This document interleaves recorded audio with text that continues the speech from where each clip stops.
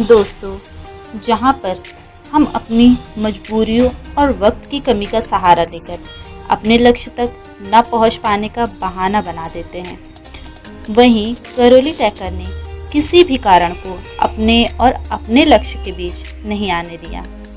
दोस्तों, हम बात करेंगे हंगरी सेना के जवान और विश्व के best pistol shooter Karauli Tacker की, जिन्होंने 1948 और 1952 के समर ओलंपिक में जीतकर एक इतिहास रच दिया। आज पूरी दुनिया उन्हें इसलिए नहीं जानती कि उन्होंने 2 बार गोल्ड मेडल जीता, बल्कि उनके दाहिने हाथ खो जाने के बाद भी उन्होंने जीत हासिल की, इसलिए उन्हें पूरी दुनिया आज जानती है। दोस्तों, इनके बारे में जानने के बाद आप यही बोलेंगे, असंभव कुछ नहीं है, जहाँ चाह है वहीं रहा है। बात है 1938 की।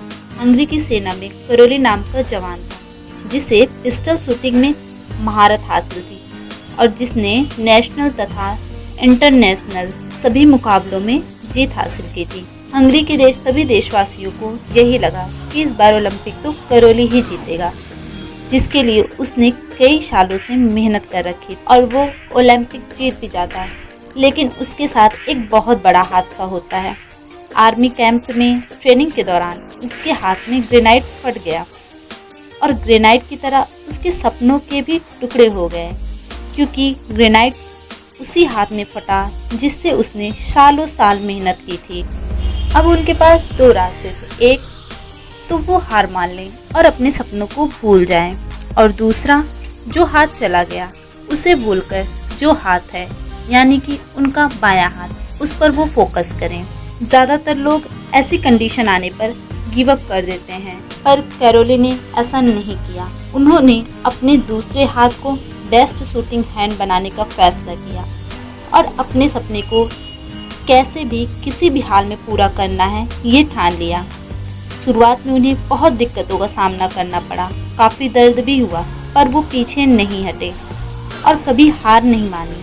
अपनी लगन, कड़ी मेहनत और प्रैक्टिस के दम पर करोली ने अपने बाएं हाथ को बेस्ट शूटिंग हैंड बना लिया और ठीक 1 साल बाद 1939 में ओलंपिक के पहले नेशनल चैम्पियनशिप में भाग लेने आए। पर तब तक किसी को नहीं पता था कि करोली अपने बाएं हाथ से प्रैक्टिस कर रहे हैं।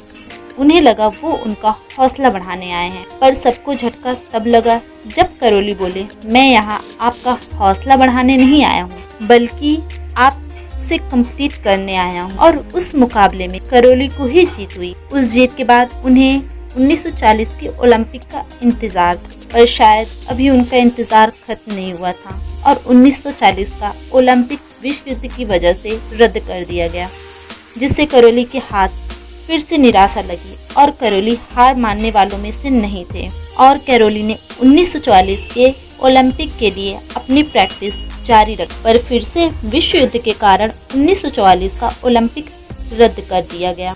बढ़ते समय के साथ उनकी उम्र भी बढ़ रही थी, पर उन्होंने कभी हार नहीं और 1948 के ओलंपिक में जीत हासिल की और गोल्ड मेडल अपने नाम की। उसके बाद करोली ने 1952 के ओलंपिक में भी पार्टिसिपेट किया और इतिहास को बदलते हुए एक बार फिर गोल्ड मेडल को अपने नाम किया। लगातार 2 बार गोल्ड मेडल करोली ने अपने नाम किया। दोस्तों, अपना दाहिना हाथ खो देने के बाद और लगातार 2 बार ओलंपिक रद्द होने के बाद भी करोली कभी हार नहीं माना।